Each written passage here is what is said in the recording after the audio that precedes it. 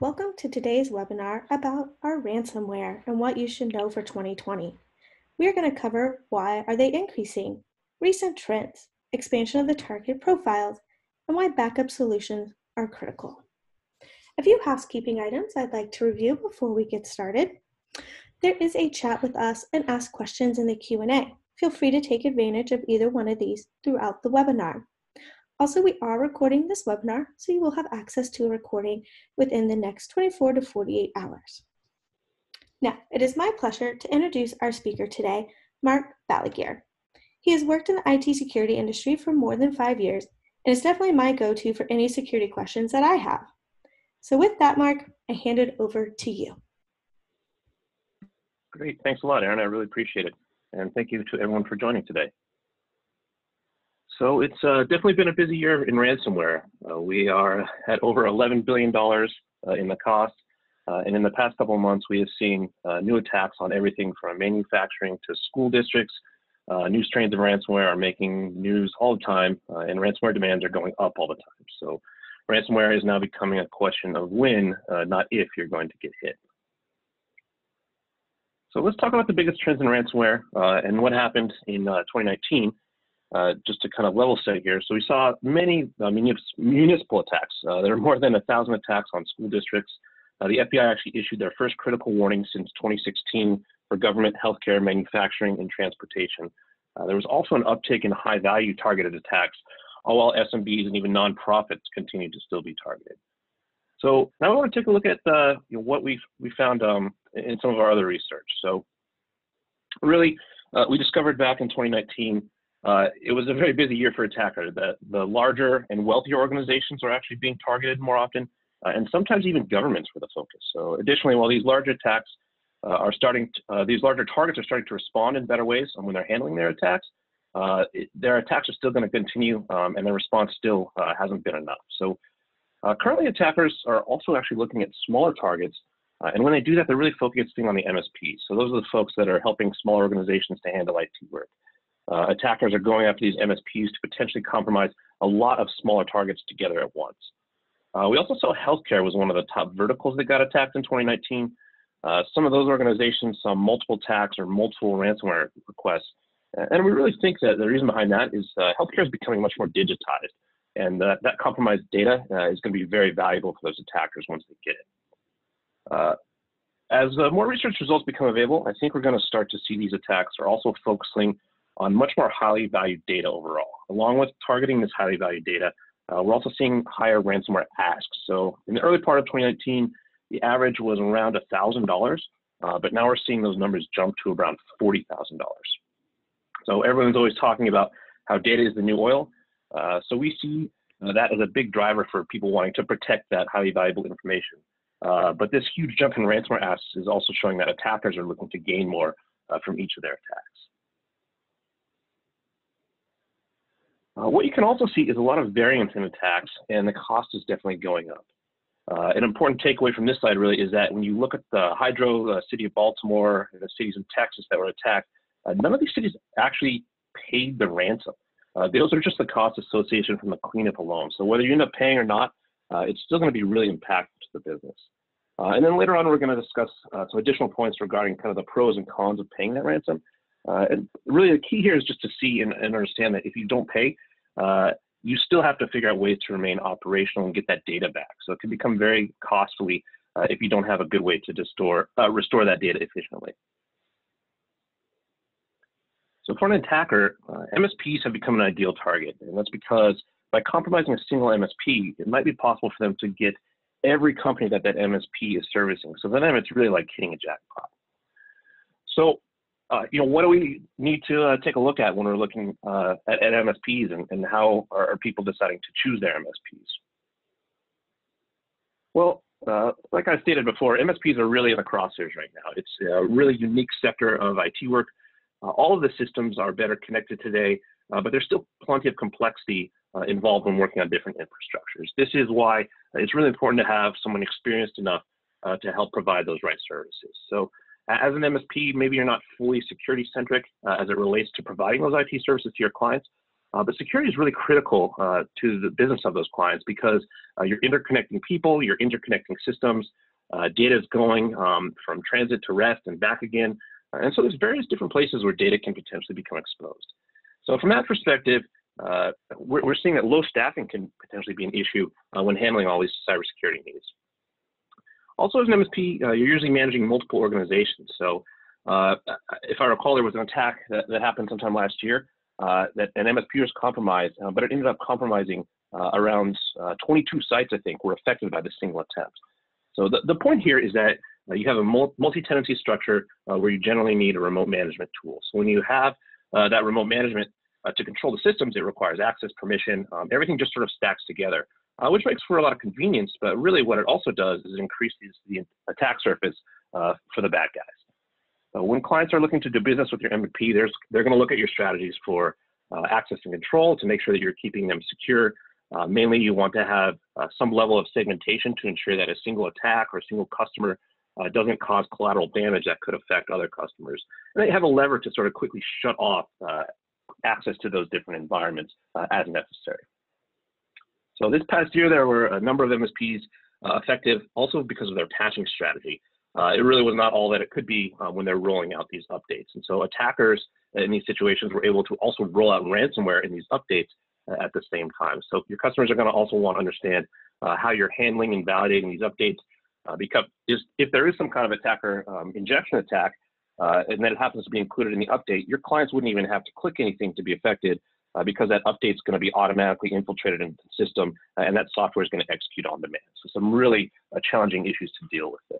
And as an MSP, it's important to understand what you're doing as a software vendor to help secure that and make sure that those updates are always going to be secure. So there's also been some new ways of monetizing attacks. So historically, ransomware was mostly involved in simple ransom demands to individuals. Now we've seen cases where you're not only getting the ransomware attack, but criminals are also selling that information either back to you or to someone else on the dark web. So now I want to take a look at how are things kind of different from what we saw in the past? Well, in the business world, there's always that saying that you want to land and expand. And so the bad guys are kind of thinking the same thing. How can they maximize their attempts and their attacks? And especially how can they maximize those successful attacks? So I think there are several strands of ransomware out there that now not only hold your data hostage in the sense that you have to pay to get it back, but they'll also at the same time potentially expose that data or ask for more ransom or find a way to sell it on the dark web. So I know a couple of them basically would force you to go through multiple stages of paying the ransom before you had any opportunity to get your data back. And so it just becomes really scary how that data is the new oil in this era, and it's not going to stop there. They're going to find other ways to sell that data, to monetize it. And I think these days, not even surprisingly, even the guys we trust, those social media applications, things we think about being tools to interconnect people. The good guys, we think that, hey, they're probably not selling our data. As a matter of fact, in most cases, yes, they are. So there's some scenarios you need to think about, but you just need to be wary that as soon as you get hit with ransomware, you're just going to have to assume that there's a potential you've lost all your information or think about ways that it could be used against you. At times, attackers are also looking for easy ways to get back in. So maybe, hey, I compromised this environment in the past. Why don't I try again? So you need to be aware of multiple attacks that could be going on. Maybe when you're done cleaning up or restoring, you still need to pay attention to what's in your archive or what's in those emails that may have not been clicked yet. The idea here is you just really want to have a thorough overview of all of your data. And as ransomware is becoming more profitable for the attackers, they're going to look for ways to make it easy to create these new attacks, these new sort of monsters. So they're looking to build ransomware as a service on the dark web where you can basically hire those technical skills. So if you have an issue with someone or an evil thought or idea, you wanting to make someone's life miserable or dismantle their business or whatever that might be, all you need to do is make a connection with one of these people, and now you can have that ransomware as a service to launch that attack. So this is a powerful entry into a new way that they can monetize their attacks. And now, again, another thing we have to worry about, ransomware as a service type of situation. So you really need no education. You don't have to be an elite hacker. You just have to decide, hey, I don't like that company or I don't like that person, and I'm going to pay some money to ruin their organization. And another thing to consider is that even if you did pay for your own data back, those attackers in most cases are still going to have the data, so there's no guarantee they won't just go sell it to someone else anyways.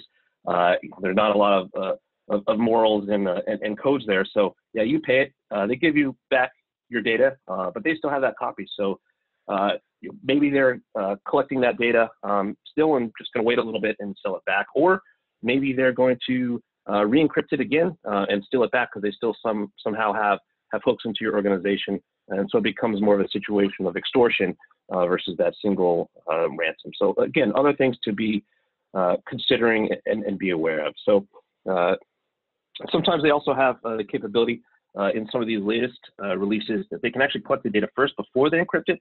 So they're going to be able to kind of parse out what's valuable and what might be worth more to you as an organization. So they also pay attention because you really have a small window to decide to encrypt, and so they're finding ways to collect that data and ransom it and say, if you don't pay now, we're going to expose you, or we're going to increase that ransom. And so they're leveraging all these factors to really try to get the most out of their attacks, which obviously is frustrating for any organization. So in 2019, there was also a record number of attacks on schools and school districts. So over 1,000 were attacked in the United States. So let's take a look at what we kind of found that was particularly interesting with the schools. So as I mentioned before, a lot of these organizations were getting smarter and smarter. Applications and software are driving a lot of this innovation and technology. But we did a study in August and saw tons of municipalities still getting attacked. And schools are kind of in the same line as a municipality. They have a lot of users, they have a lot of exposure, the attack surface is bigger. All those kids, students, teachers, faculty, all in that same locations. And also the situations, sometimes students graduate, they still might have a connection back into the school, so you want to be sure that that's secure. And it's just a really fluid, dynamic environment. And so a lot of times schools also have a template on how they perform their IT tasks. They share that with other schools in the district or the county. And so all this word of mouth sharing and the technology is all going to be kind of the same. So it makes it better as best practices come into place. But this also gives the bad guys some familiarity with how that all works, and then gives them good access points and ideas about how to get in. So that's, again, an additional challenge. But I think the toughest part is that they have limited resources, and it's really hard to hire engineers for those organizations, especially organizations like schools, because it's just a pretty expensive fee, and they don't have a lot of budget. So it's tough to get an engineer for what they can afford. So one of my worries is that it's just going to keep leaving these schools as a major vulnerability. They just don't have enough resources to pay attention to everything that they need to be paying attention to and get the right solution to protect them.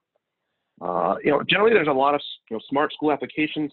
I think the kids today aren't using really paper anymore. Lots of online apps, submitting coursework, getting assignments, grades, transcripts, everything done virtually. But that more data gathered and in a virtual space makes that information valuable, which makes schools valuable to those attackers in the sense that if they can cripple the schools, that school can't send out grades or transcripts for graduates going to college. Stuff like that can really be painful. And again, they can try to squeeze money out of that situation. So that's a disruption that will cause folks to, again, want to pay that ransom. And hopefully here, this obviously is very scary. Hopefully it creates a need for better education regarding security and people managing schools and that information. So what data is where, how it's used, why is it valuable, what is valuable, and just really have the discipline to practice the drills of restoring data and recovering from that. So yeah, what happens if a kid's homework isn't easily being seen by a teacher of ransomware attacks, or what happens if the data is lost? What are we going to do? So you just need to have a plan in place. There's just so many risks involved because there's just a lot of data in schools, and those schools these days can really only function when that data is available. So again, it becomes a target.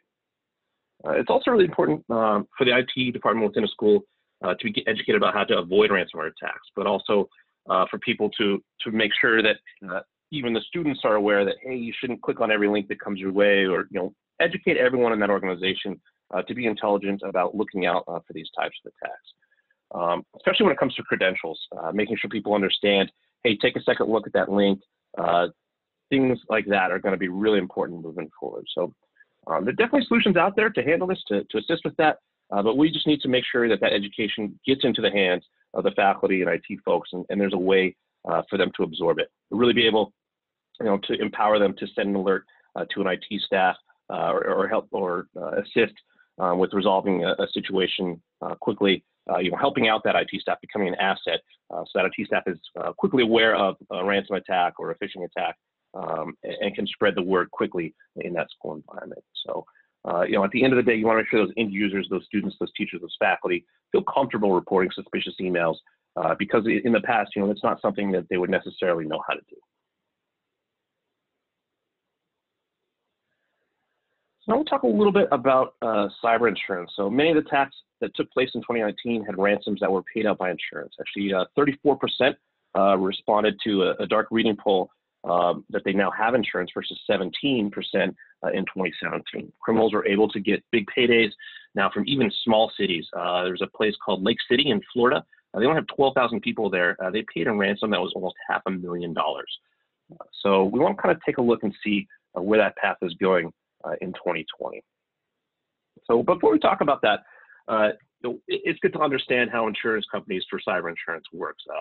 The traditional security or the traditional insurance company is going to help with an accidental or unplanned situation. So cyber insurance is kind of doing that same thing, but this is relating to dealing with hacking and ransomware in those types of attacks. So in this sense, it's kind of like feeding the beast. The ransom size is going to get larger and larger as the bad guys are understanding how the insurance works, and then they're going to get stronger and stronger. So we're really not sure right now how to stop that cycle. It might be a little late for that, unfortunately, but definitely a thing you can do is don't disclose how much cyber security insurance you have. So you don't want to draw a target on yourself so that they're going to understand, oh, we can get this much money out of this organization. So you really want to pay attention to those practices, so again, you don't have to hopefully pay that ransom.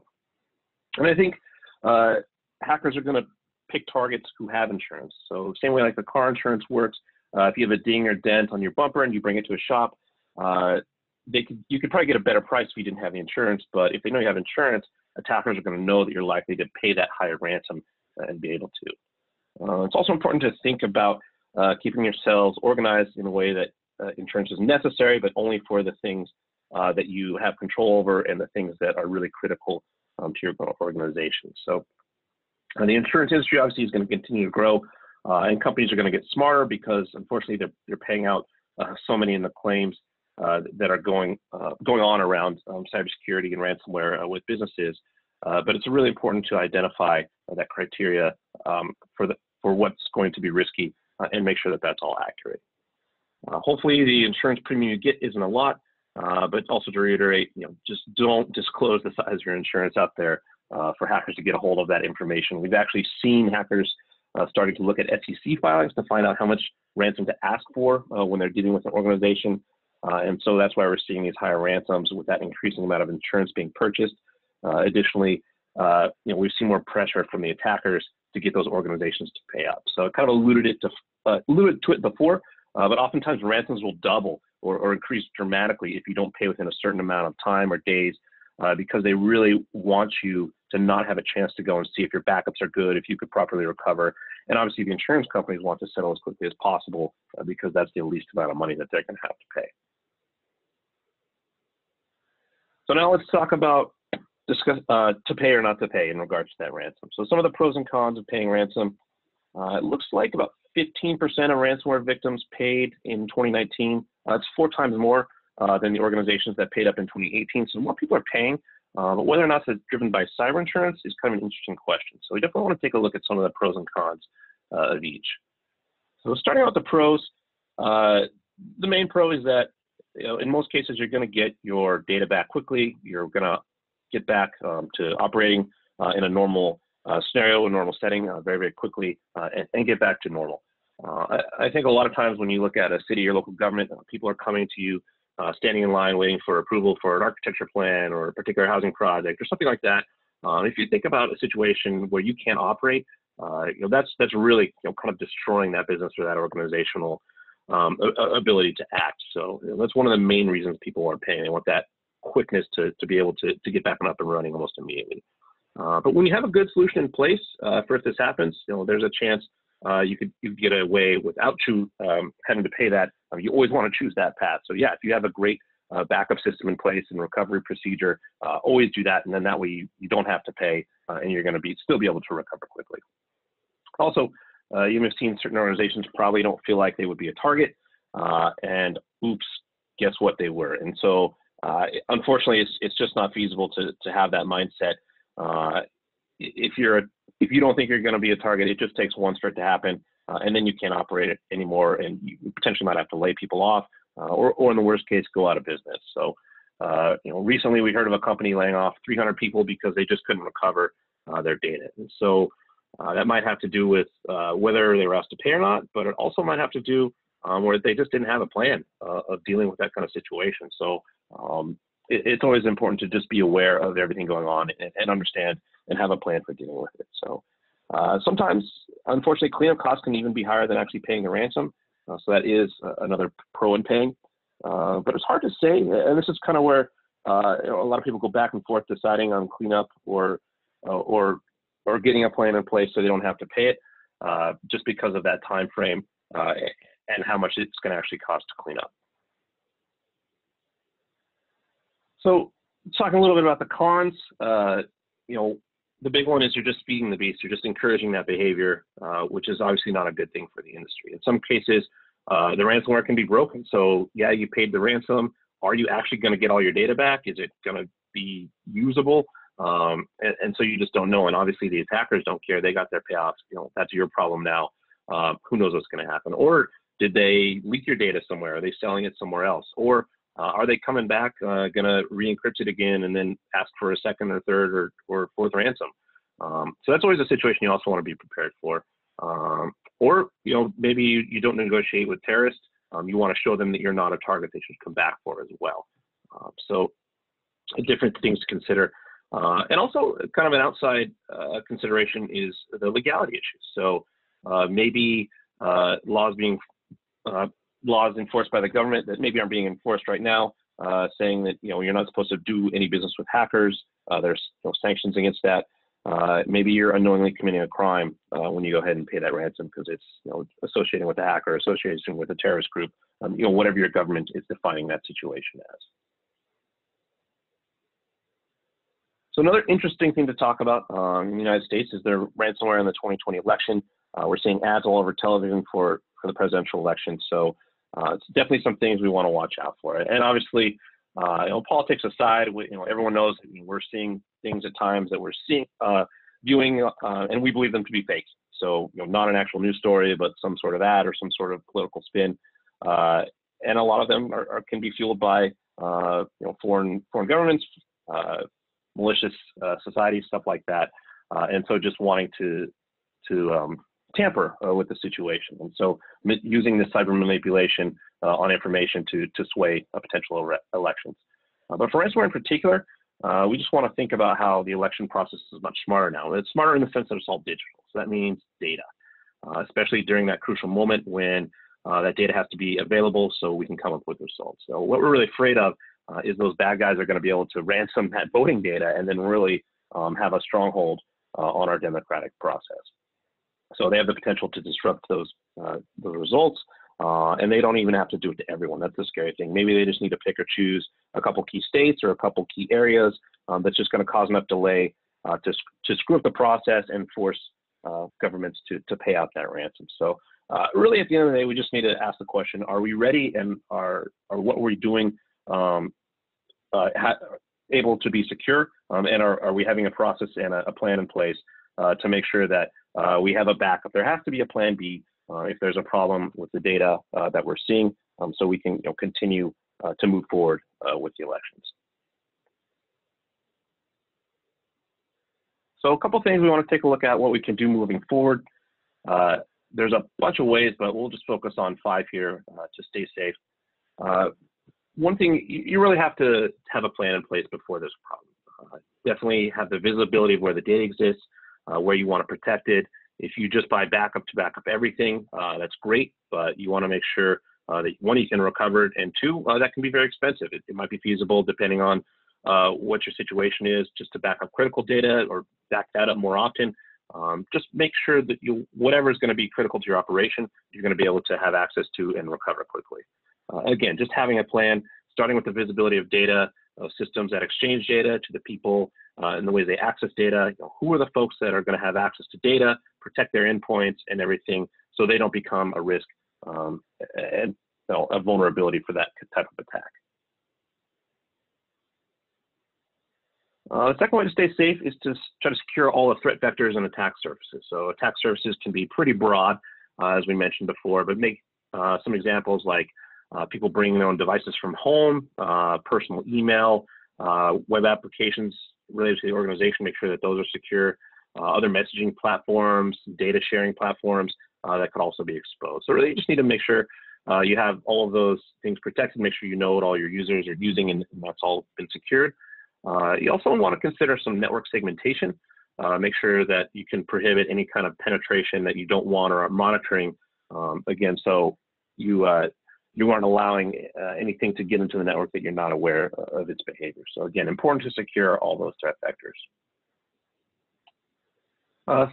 Third, want to make sure that we're training the users. So training is the main thought when it comes to keeping data safe. It's important to educate your users, making sure they are thinking twice before they click on any links to open any documents, and really pay attention to documents that may look like something coming from a friend of yours. So you want to be able to contact that sender separately to double check that opening the documents won't evolve into another malicious thing and that's actually coming from that friend of yours, that legitimate sender. Again, just make sure you're providing as much training as possible to your users. And number four, make sure all your systems are updated. Microsoft recently discontinued Windows 7 support, so that's a big reason. Obviously, you want to keep the most up-to-date systems for situations like that. Make sure your operating systems are still being supported. Pay attention to those end-of-life dates, and make sure that all of your other applications are also up to date. And you also want to consider applications that you might not be using often in order to avoid some additional potential vulnerabilities in the future, if they get opened up and haven't been updated properly. Sometimes software isn't just for the endpoint. End users have the laptops, different computers, obviously, but also on your service, you want to pay attention to that, making sure that your infrastructure and your framework are also up to date. Really everything that data is stored or transferred on in the organization is properly secured and properly up to date. And lastly, use a good backup solution. A lot of people say, yeah, I have a backup, I'm all set, good to go. Good backup solution has multiple parts, and part of it's to make sure it's high performing, and then you can get the data back in a reasonable time at the performance you want. Also, depending where your organization resides, sometimes in Europe you might have cloud solutions. Sometimes, that's the most common one. Other places, for government requirements, it has to be on-prem. But there's a good backup solution for pretty much everyone. And you also need to make sure that it's tested. Really going through, taking the time to make sure that if it fails, you can recover it, and almost to the point of making it uncomfortable. Tell the user, hey, we're now going to do a drill. We're going to restore your data every Sunday to test and make sure that your data is restored in the way you want to see it and so you can recover faster. So really important to run those drills so you know what happens, so you can follow steps for when it actually is an emergency situation and you only have that small time window to go ahead and get things recovered. So you don't want to be stuck on a situation kind of being forced to pay a ransom because you're just not sure if your backup's going to work or if it's not sufficient enough. So really important, again, to be swift in executing your process. So you want to make sure you have a good backup solution, not just software, not just a vendor, but it's the entire community, end to end, and your team making sure that everything is being recovered properly. Also, one thing I don't think that people are aware of is that with Microsoft Office 365, Microsoft really only keeps your data for around 90 days. So in many cases, if you need to roll back earlier than that, you might be in a tough situation. So just another thing to consider when talking about a backup solution. So just understand what those terms of service are. When you're dealing with software as a service applications, especially, obviously it's going to be very hard to run your business if all of a sudden you don't have any access to your email, your contacts, et cetera, things like that.